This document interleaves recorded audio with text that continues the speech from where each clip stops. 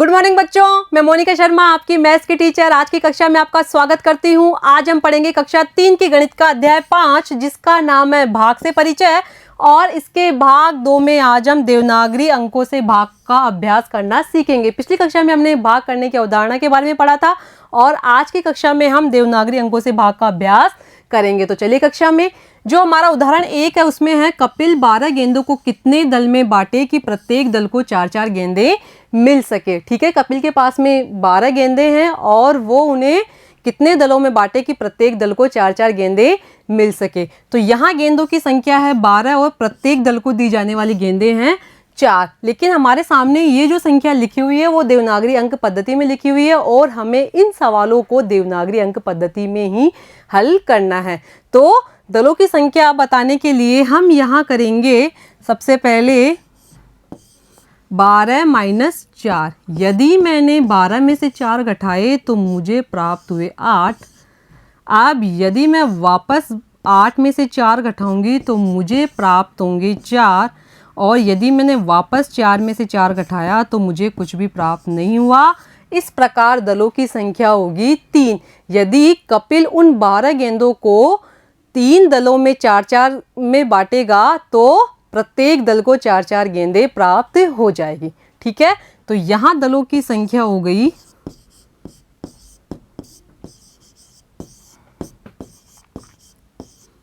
दलों की संख्या बराबर 3। ठीक है, अब अगला उदाहरण है धर्मेंद्र एक डिब्बे में 3 खिलौने पैक करता है। उसे ऐसे 15 खिलौने पैक करने के लिए कितने डिब्बों की आवश्यकता पड़ेगी।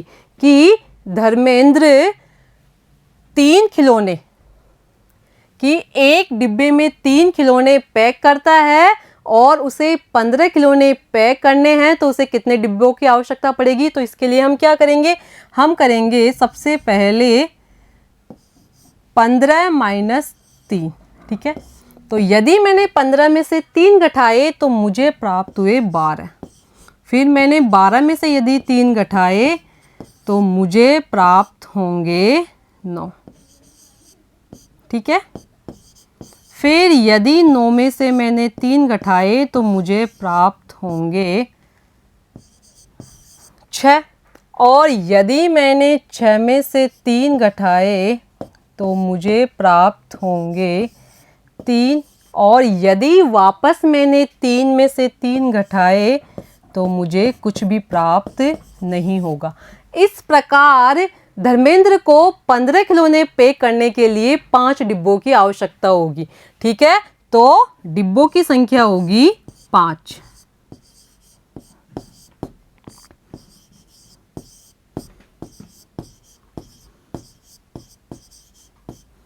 डिब्बों की संख्या बराबर 5। ठीक है, अगला उदाहरण हम देखते हैं कि यदि 4 माला में 60 फूल हैं तो एक माला में कितने फूल होंगे। हमारे पास में 4 मालाएं हैं और उन चारों मालाओं में जो फूलों की कुल संख्या है वो है 60। तो हमें बताना है कि एक माला में कितने फूल होंगे।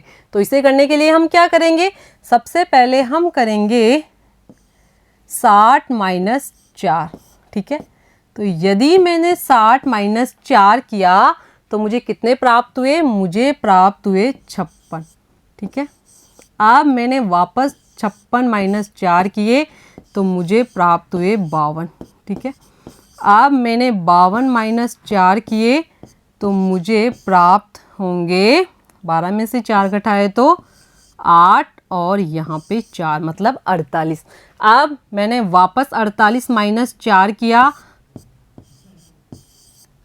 48 माइनस मैंने यदि 4 किया तो मुझे प्राप्त होंगे 44।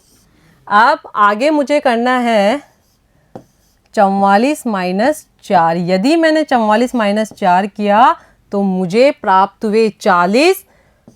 ठीक है, और यदि मैंने 40 माइनस 4 किया तो मुझे प्राप्त होंगे 36। यदि मैं वापस 36 माइनस 4 करूँगी तो मुझे प्राप्त होंगे 32। और यदि मैंने 32 माइनस 4 किए तो मुझे प्राप्त होंगे 28। ठीक है, अब यदि मैं 28 माइनस 4 करूँगी तो मुझे प्राप्त होंगे 24।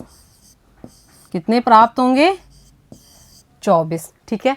अब यदि मैं 24 माइनस 4 करूँगी, जैसे मैंने यहाँ लिखा 24 माइनस 4, तो मुझे प्राप्त होंगे 20।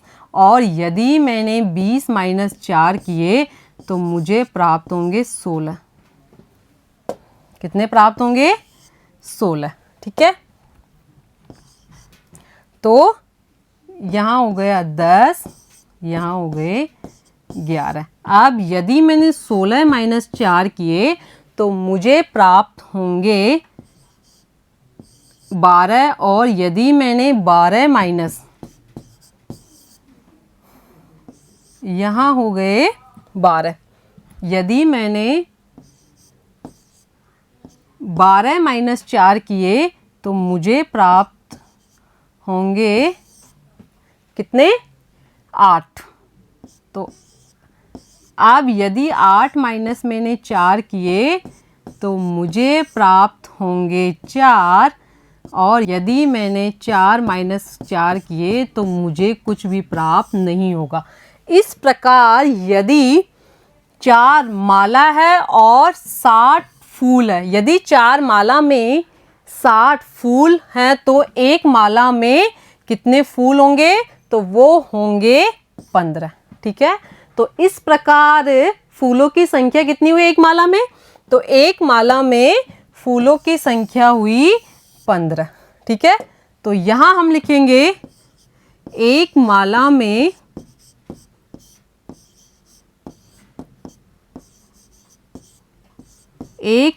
में फूलों की संख्या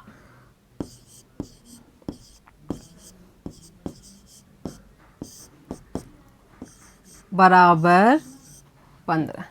ठीक है। अब अगला उदाहरण हम देखते हैं। यदि 5 पैकेट में 50 पेन है तो एक पैकेट में कितने पेन होंगे? हमारे पास में 5 पैकेट पेन के हैं और उन पांचों पैकेटों में पेनों की जो कुल संख्या है वो है 50। तो यहां हम लिखेंगे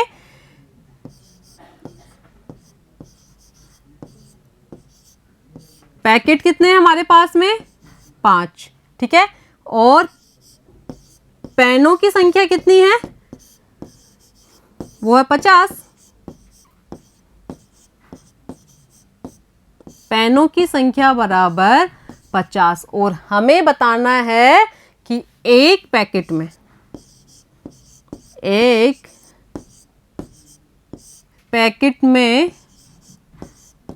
पेनों की संख्या। ठीक है। एक पैकेट में पेनों की संख्या तो कितनी होगी? तो हमें सबसे पहले हम करेंगे 50 माइनस 5। यदि मैंने 50 माइनस 5 किए तो मुझे प्राप्त होंगे 45। और 45 को मैंने लिखा ऐसे। अब यदि मैंने 45 माइनस 5 किए तो मुझे प्राप्त होंगे 40। अब यदि मैंने 40 माइनस 5 किए तो मुझे प्राप्त होंगे 35। ठीक है। अब यदि मैंने 35 माइनस 5 किए तो मुझे प्राप्त होंगे 30। ठीक है। अब यदि मैंने 30 माइनस 5 किए तो मुझे प्राप्त होंगे 25। और यदि मैंने 25 माइनस 5 किए तो मुझे कितने प्राप्त होंगे? मुझे प्राप्त होंगे 20। ठीक है। और यदि मैंने 20 माइनस 5 किए तो मुझे प्राप्त होंगे 15। ठीक है। और यदि मैंने 15 माइनस 5 किए तो मुझे प्राप्त होंगे 10। और यदि मैंने 10 माइनस 5 किए तो मुझे प्राप्त होंगे 5। ठीक है। और यदि मैंने यहाँ पे 5 माइनस 5 किए तो मुझे कुछ भी प्राप्त नहीं होगा। इस प्रकार एक पैकेट में पेनों की संख्या होगी 10 और 10 को मैंने लिखा यहाँ पे। ठीक है। यदि 5 पैकेट में 50 पेन है तो एक पैकेट में कितने पेन होंगे? तो एक पैकेट में होंगे 10 पेन। ठीक है। 10 पेन। ठीक है, अब अगला उदाहरण हम देखते हैं कि 4 बैग में 60 सिक्के हैं। कितने हैं? यदि 4 बैग में 60 सिक्के हैं तो प्रत्येक बैग में कितने सिक्के होंगे? तो यहाँ बैग कितने हैं? 4, तो हम यहाँ लिखेंगे बैग बराबर 4। और सिक्कों की संख्या कितनी है?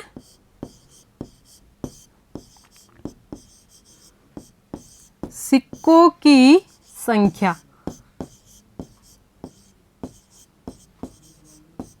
तो सिक्कों की संख्या हो गई 60।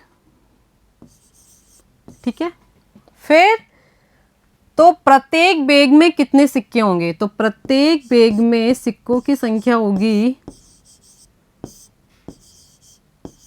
प्रत्येक बैग में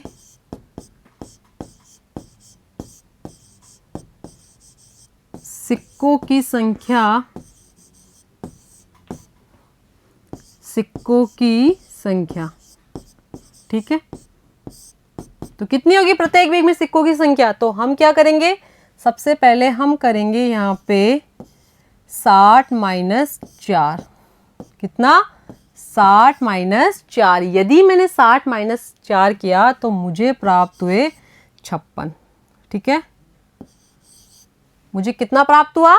56। और यदि मैंने 56 माइनस 4 किए तो मुझे प्राप्त हुए 52।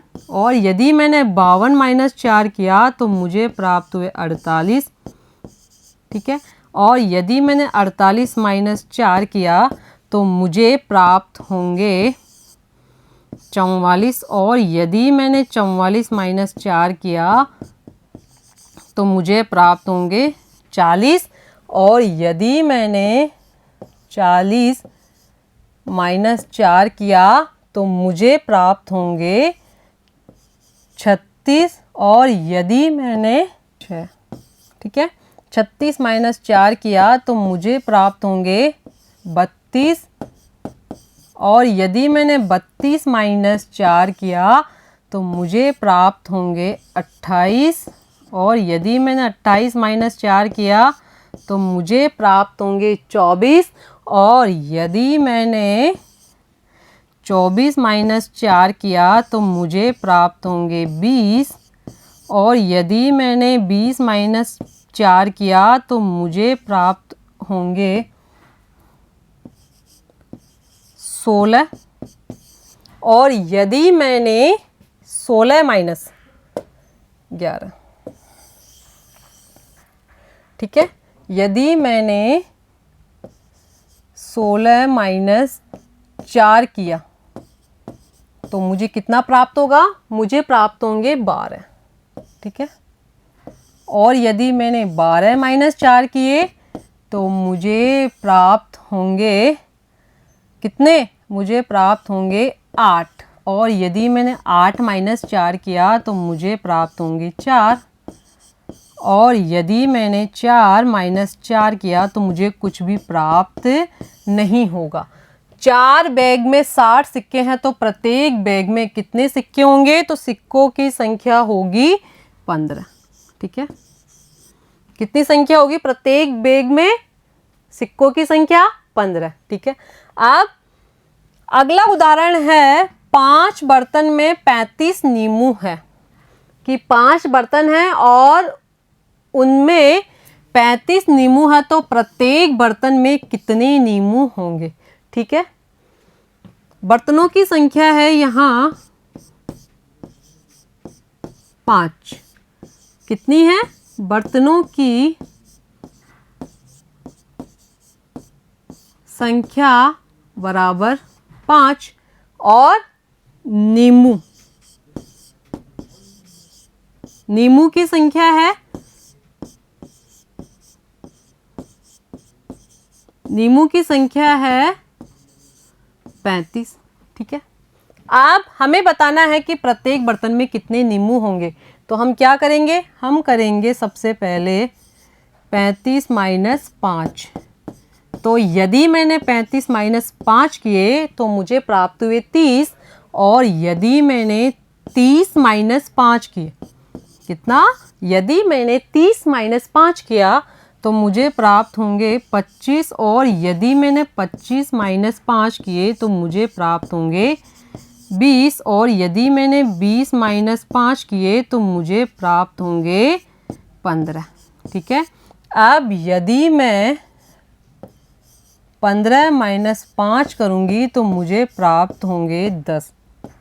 ठीक है, और यदि 10 - 5 किए मैंने तो मुझे प्राप्त होंगे 5, और यदि मैंने 5 - 5 किए तो मुझे कुछ भी प्राप्त नहीं होगा।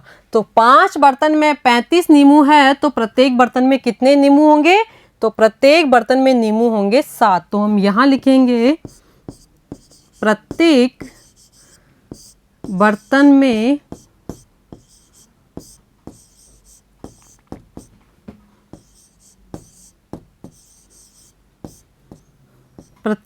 में नींबू होंगे बराबर 7 नींबू। कितने नींबू होंगे, 7। ठीक है, यहाँ हम लिखेंगे 7 नींबू। ठीक है, ठीक है बच्चों, आपको आज की कक्षा कैसी लगी? आज की कक्षा में हमने देवनागरी अंकों के साथ भाग करने का अभ्यास किया, और आगे की कक्षा में हम इससे आगे वाले भाग के बारे में पढ़ेंगे। धन्यवाद।